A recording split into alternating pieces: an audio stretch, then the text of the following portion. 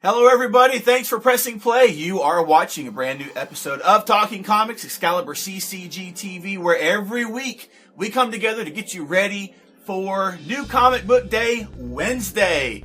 I am Chris, this is my co-host Randy. We are Excalibur Comics, Cards, and Games here in Shreveport, Louisiana, as well as in Texarkana, Texas. You can always find out what's going on with us at our website, ExcaliburCCG.com. And I would be remiss if I did not start this first episode of 2016 by saying Happy New Year to everyone. Yeah, bah humbug. Bah. Yeah, Happy New Year. That's Randy for you. Hey, did you see that ad for, quick aside, did you see there's been an ad on comicbookresources.com in the background for a new, I think it may just be an online series, but it's Ebenezer Scrooge, the first paranormal detective series. I have not. How about that? I thought that was kind of a cool, what if you, a play on that, of him being like, because of his experience as being a paranormal detective. So instead of like, learning to have a golden heart and care about others, he became a paranormal detective. Awesome. That's right. I kind of like that. Yes. Exactly. Why not? So, hey guys, thank you to all of our new subscribers. We really appreciate you subscribing to our channel here on YouTube. All of our listeners on iTunes and Stitcher. It's a new year, so we are looking to grow even more, have more subscribers. And for all of you that helped us grow here back in 2015, thank you for your support. We really, really appreciate it. And we hope that you'll stay with us and that you will share what we know, what we're doing here. And hey, to everybody, I've got one more package to send out, but I've got packages in the mail. You guys should have them soon. And when you get them, do me a favor, will you? Will you say, hey, post on social media that you won something from ExcaliburCCGTV. It would help to spread the word about our channel, what we're doing. Yeah, tell us you enjoy Chris' package. Yeah, exactly. Exactly. This guy. But guys, listen, Happy New Year. Honestly, just from what we know of 2016 as of right now, it looks like it's going to be an awesome year. I mean, there's all kinds of stuff. There's several things that have been announced from Marvel Comics that will be coming out here in the next few months. A new Punisher series, a new Moon Knight series. I'm probably missing a few other ones. You've got the big X-Men crossover. You've got Civil War 2. Civil War 2, exactly. Got a new Iron Man series starting up here soon. And then, that's just the comic books I can think of off the top of my head. Well, also, don't forget over at DC that they're hitting the big 50 landmark issues with their comics. And then they just made the big announcement that things might be changing title-wise, creative team-wise, different things like that to reflect the big changes that will be happening in the DC universe. Nice. So, unfortunately, it may mean that some of those long-standing books may not be 51, 52, whatever like that, but may have a totally different number one with a new title or something like that. I don't know exactly what they have in store, but there's something brewing over there. Besides comics, they have... Yeah, I mean, besides comics, we still have the movie announcements that are coming. Yeah. The movies. You got Batman vs. Superman, Captain America Civil War. Lead off with that. Doctor Strange, Deadpool. Suicide Squad. I mean, those are the major ones. There may be some smaller company movies coming out as well. And then TV, we got Legends of Tomorrow starting up here in a few weeks. Agent Carter should have her second season starting up soon. Exactly. And then the continuation of everything. Agents of S.H.I.E.L.D. Yes. Are you caught up on it? Oh yeah, I'm caught up on it. Agents of S.H.I.E.L.D. You're going to have the second season of Daredevil. Yes. You should have Luke Cage coming out this year. I mean, it's going to be awesome. Everything. Punisher maybe this year as well? I don't know about Punisher, but I know Luke Cage is. Awesome. God, that would be awesome. Ooh, what if we got a Punisher Netflix series by the end of the year? That would be fantastic. And, well, they seem to like Shane there quite a bit. So yeah, I've liked everything I've seen. I've just seen pictures, whatever everybody else has seen.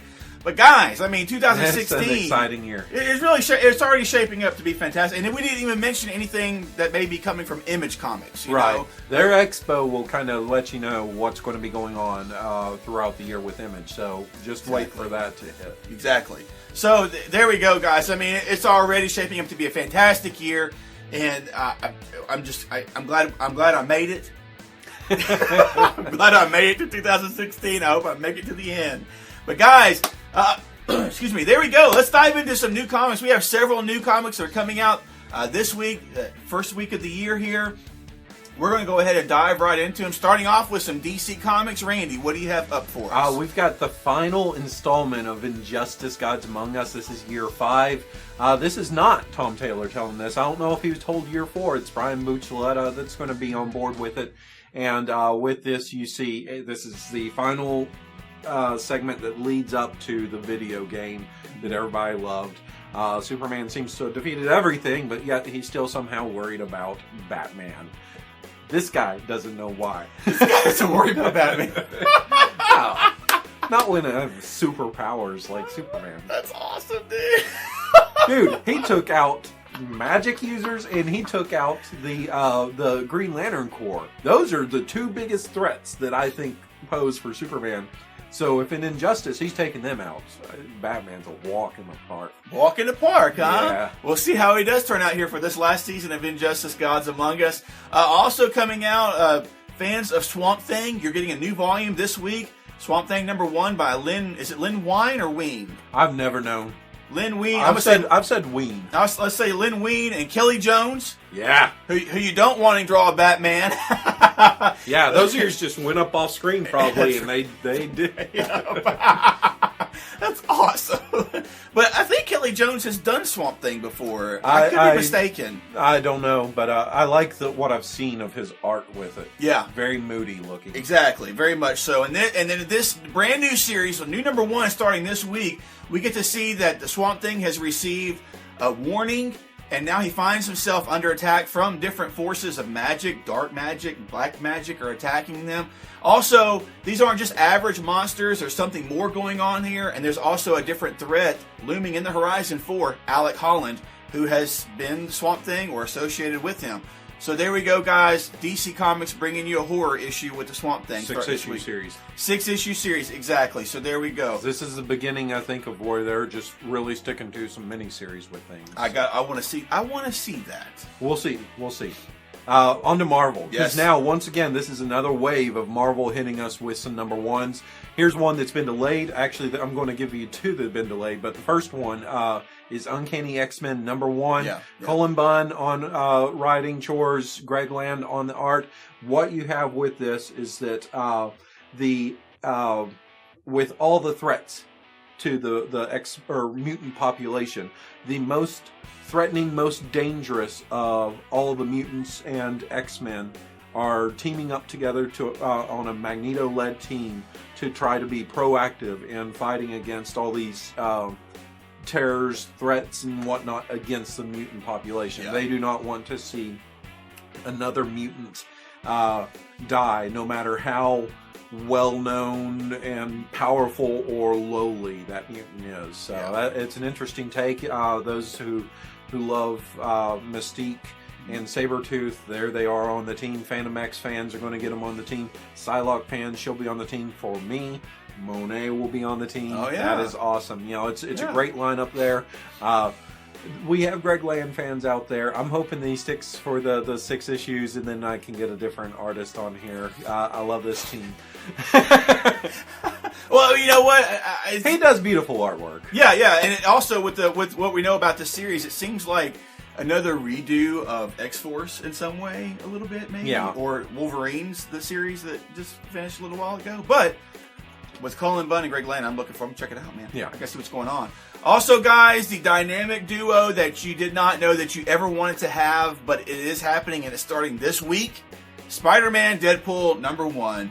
And we have the Merc with the Mouth with the Web Wonder teaming up to do whatever they do. Who they're going to fight. There's going to be bromance. There's going to be jokes. There's going to be quips. There's going to be probably some killing because Deadpool's in it, unless Spider-Man stops him. So there we go, guys. Joe Kelly and Ed McGuinness coming on board for this, and they were the original creators that started the Deadpool series. The first ongoing Deadpool series. Way back in the day. Yeah. So here they are back again in action with Deadpool and Spider-Man.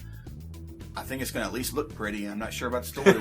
We'll give it a try, though. So there we go, guys. We'll see. And this one, I'm happy. This is the other late one I've talked about. Seth You're going to be happy because this is A-Force #1. Yeah. G. Will Wilson's back with Jorge Molina.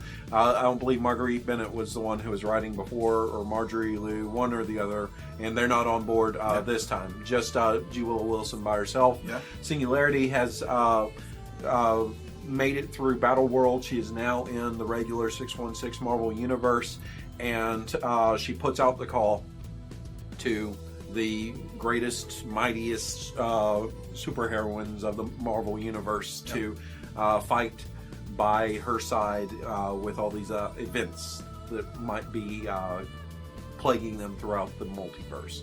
So, why do I say, Seth, that you should be happy? Again, Captain Marvel is on this team, so we've got a Captain Marvel book. I mean, Captain Marvel, it has Sister Grimm, Medusa, Dazzler, She-Hulk. It's a fun team, and I'm looking forward to this book. Yeah, quite a bit. Yeah, exactly. There we go, guys. Another one that's hitting this week from Boom Studios, one that I'm particularly interested in, is The Last Contract, #1 from Boom Studios by Ed Brisson, and art by Lissandro Esterin. It looks like it's going to be a 4-issue miniseries. This takes a look at a hitman. He's known as The Man, and he's forced back into the game because a list of his kills is leaked by a mysterious person called the Broker.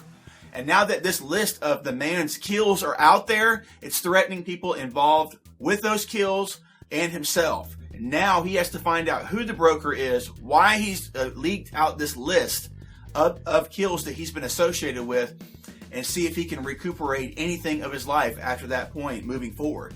Another crime type series from Ed Brisson, who's given us Sheltered, given us the Violent, the Mantle, very Cluster, tons of stuff. I'm gonna check it out. It's 4 issues. I can ride the wave and check it out. I'm not sure about this artist, but the concept, the premise for it has me intrigued, and I'm gonna check it out. So there's one from Boom Studios right there for you guys to have some fun with. And guys, that's the #1s that we're covering for this week. Moving on to storylines. No Justice League, no Robin War stuff that I saw. No. But we do have Vader Down. Yeah. The final 2 parts hitting this week. We have Star Wars #14, Vader Down Part 5, Chewbacca versus Black Chrysanthemum. Why not? What else do you need? I mean, that's what's happening in Star Wars #14. And then with the conclusion of Vader Down, with Darth Vader #15, we see Luke Skywalker captured by the Empire. Darth Vader is surrounded by enemies all around, and this is the finale of the storyline right here. We get to see what the conclusion is to Vader Down. I kind of have an idea how that's going to play out, but what about the details?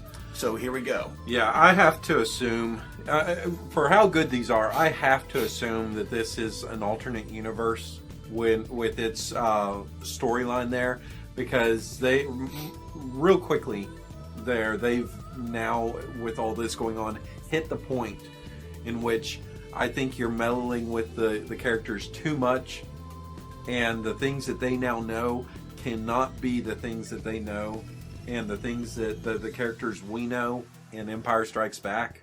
It's there's been too much that's because this is crazy. Between A New Hope and Strike Back, right? They say there's like 3 years between those two, and there's just way too much going on with this. I mean, they didn't know anything any better about each other. Well, there we go. We'll see. Out. Yeah, we'll see how this plays out, and go from there. My hopes would be that now that the movie's out, they have 35 years to play with in between, and that they may just want to jump ahead to telling us stories now to fill in the universe. Right. I don't know. And thank you, because this year as well, Rogue One movie is supposed to come out. Oh, is that this year? Yeah, because every 2 years is supposed to be a new Star Wars, and then the years in between is supposed to be a standoff. Have they already been filming Rogue One? Oh yeah, the whole cast is set, man. Oh, okay. Yeah, there's I just saw another thing about it last night with the cast. Ben Mendelsohn. There's several different people. So there we go. Just say actor A, actor B, because I don't know. Stormtrooper 1, Stormtrooper 2. Yeah. But there we go, guys. So there's that Vader Down storyline concluding this week. And there will be more storylines for us to cover here in the near future, I'm quite sure. But guys, you know what time it is. Now it's time for our favorites, the stuff that will be at the top of our stack of comics, the first things that we will read more than likely this week when it comes out. Randy, what is up for you? I've got Paper Girls number 4 with this, whatever the solicitation says. They always kind of play around with that when it comes to Brian K. Vaughan. So all I know is that someone's been shot, and we've just had a major kind of moment there at the end of the issue. So where it goes from there, we'll have to figure that out. Yeah. But it's a crazy thing, and what I thought was going on, I have no clue now. I love the book, though. The other one is The Ultimates number 3. With this, the Ultimates are figuring out that in order to fix time-space or space-time, they may have to step out of space-time. So the big question that they'll have to answer is, like, who waits without? If they're stepping out without? I don't know. We don't usually say within, but without. So, I don't know what they're doing there. What they did with Galactus was really, really cool. I would not have figured that at all. That it was a big scale, large scale idea, concept. And so kudos to them for coming up with something there. Very cool. Very cool. Up for me, Doctor Strange number 4 hitting this week. I like what Jason Aaron's doing with the story and this looming threat that's coming from another dimension to Earth, specifically for Doctor Strange. In this issue, he teams up with some of his magic-using friends to try to monitor what's going on, but ultimately they may just all end up dying together from what's going on. And then Invincible Iron Man number 5. This book is, I like the story, totally, but it's gorgeous. Yeah. David Marquez is just killing it on the art. I am loving it, loving it, loving it. Issue 3 or 4, wherever he was fighting, Tony Stark was fighting against those techno ninja type characters. That was so smooth and so just well crafted and well laid out in the story. It was fantastic. The unfortunate part about that, and this is kind of saying something here, because I like his work. I think following this story arc, it's Mike Deodato on board, and Deodato has good art. Yeah, but there's been something real awesome about Marquez's art on this that I kind of hate to see someone else fill in. And then Marquez will be moving on to Civil War 2. Oh, is he? Oh, that's a shame. He and Bendis are doing that together. Okay. So there we go. But this issue right here, it's the conclusion of the first storyline. Cards return. Truth is revealed. Tony's life is turned upside down. I don't know how I'm kind of curious as to how this is connecting to International Iron Man, which will be the second Iron Man series hitting the shelf, where Tony Stark explores who his parents might be. Since he found out he was adopted. So there we go there. Yeah, but the important part about that he's not telling you is it's Brian Michael Bendis and Alex Maleev. That's the creative team behind the awesome Daredevil run. Yes. Phenomenal Daredevil run. Exactly. And they've done other things as well, but Daredevil really does stick out totally. Yeah. And I'm sorry, I'm going to go this far because I've read both. Here we go. I think that his run is even better than Miller's run. I liked Miller's run, but man, Frank Miller's run? Yeah. Oh! Yeah, I'm going there. Boom! I like it. I like Miller's run a lot. Yeah. But I really liked what Bendis did and where he went with the character. That's cool. Very cool. Very cool. Agree or disagree? I mean, we all have our own points of view here. I'm not saying, oh, it sucked. No, it was very good. and just saying that this one beat that out is saying that it's a pretty phenomenal run. Yeah. Lends a lot of credence to what Bendis did. So totally. So guys, those are our favorites hitting the shelf this week. Tell us what yours are in the comments down below. The new number 1s. Are you reading the Vader Down storyline? Tell us. We want to know. And you know what time it is, guys. It is now time for our impromptu, totally unrehearsed, out of nowhere question of the week. But let's just make it a simple one, and let's follow up from what we talked about from the beginning of the video. It's 2016 now, guys. The question is simple. What would you like to see happen and or change in comics in 2016? What would you like to see happen or change in comics in 2016? Randy already hinted about some changes that are happening with DC making their announcements to where they're going to be doing more miniseries and not committing to long-form stuff as often as they have in the past. We talked about tons of the movies that are hitting, and as well as some of the other comic titles that have been announced as well.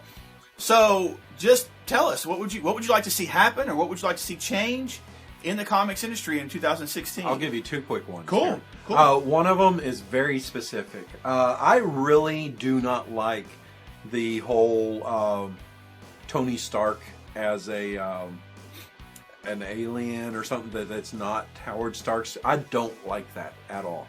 I would like that be retconned back to. I mean, that's history. Why did we need to play with that? I mean, it wasn't a very good reveal. I didn't like that. Okay. So I guess that explains why he's the futurist or something. I don't know. But I like them to retcon or try to just sweep that under the rug. The other thing I'd like to see from comic books is I'd like to see a lot of these creators writing comic books for the sake of them being comic books. I want to see less comic books getting treatments in the hopes that they're going to be movies or television series. I mean, in all honesty, when you have something like Robert Kirkman's Outcast, there's no meat on those bones to be able to really create a story for television yet. It's not going to follow anything from the book in a very short amount of time because it will have surpassed the number of issues in the book.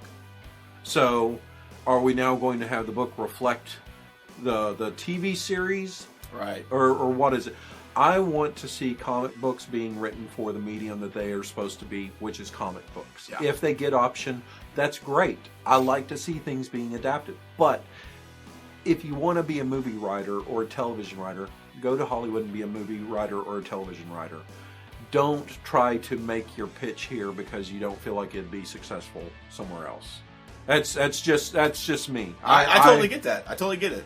I say because it does seem like there's less of the sagas out there. Yeah. And just more of the 4-issue, 6-issue That's machine. where I feel like a lot of Image's books get hurt, is that they have that first story arc that's a real good solid story arc, but it seems more like it's a pitch for something, and then when you look where they go beyond, or they're like, oh, it's an ongoing now, it starts to suffer and it starts to fall apart and unravel because they really aren't looking to create something more. Right. So that's one thing I'd like to see is a rededication to the medium of comic books. Yeah, that's cool. For me, just off the top of my head, two things, and you guys can list as many as you would like. Two things real quick for me. I want to see Superman fully restored to the superhero that he was before this crazy storyline that's going on right now that doesn't make any sense. It's not good. It's just not good for me. For me, it's not good at all.